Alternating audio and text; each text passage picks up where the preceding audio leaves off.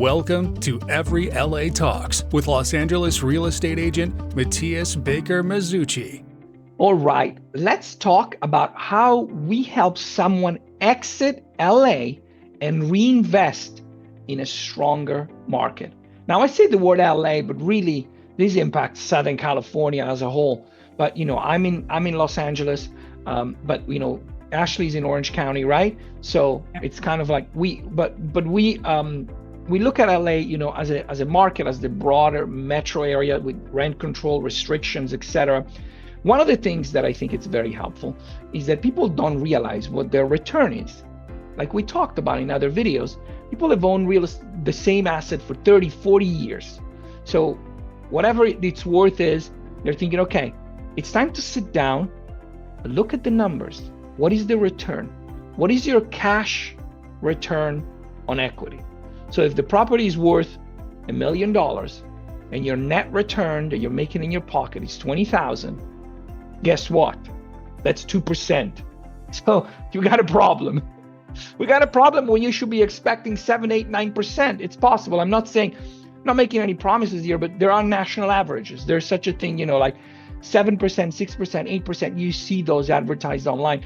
So how come you're not getting it? So that's a very important thing to look at. And, Ashley, when somebody reaches out to you, one of the things that you always ask them is like, why are you selling?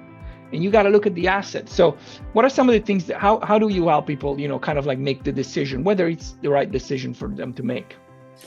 Well, you hit on a good point. So what is your return on equity? I would say 9 out of 10 times I ask a client that they base their return on their purchase price. So they say, oh, well, I'm earning 20,000, but I only bought it for 200,000.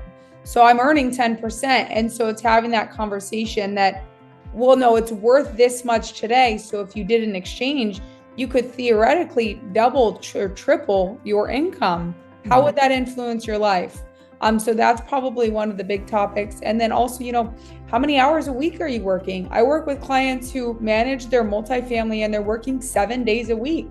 Wow. Is that what you want to be doing? Yes, and most of the time they're still not earning, over 5%. Is that something that you want to continue doing, or do you want to have more free time? And so looking at the economics of the deal, understanding why they've held on to it.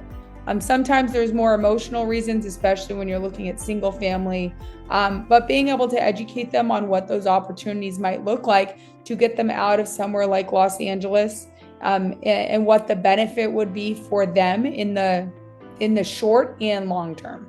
Yes, I want to give an example in this video, actually, that it's very important. You may own a duplex in LA that's worth $1.5 million, and when one tenant moves out, you only have one paying tenant.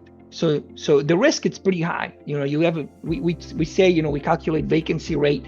Once move out, you're not collecting, even if you rent fast, but that's the point. And what if you have a bad tenant? Let's say you have a bad tenant and now you're stuck for 6 months with somebody who's not paying the rent and you're collecting only on one unit.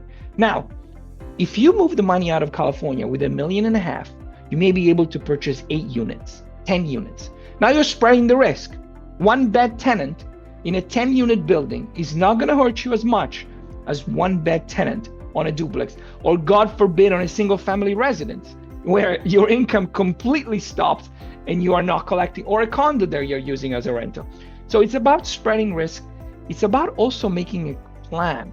So that's why I totally understand how, mobility is hindered by feeling overwhelmed. Oh my God, I got to sell my LA property. I got to find a good realtor to sell my LA property. And then I've got to find somebody to give me an opportunity to buy somewhere else. I don't know anybody in Kansas City. I don't know any, or wherever you're thinking, wherever may be a good reinvestment market, or Las Vegas. Some people are thinking about buying in Las Vegas that I talked to. So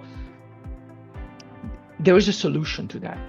And it doesn't have to cost you, in the end, you'll make more money. Trust me, it's like people that are trying to do this on their own. It's like when you're trying to represent yourself in court.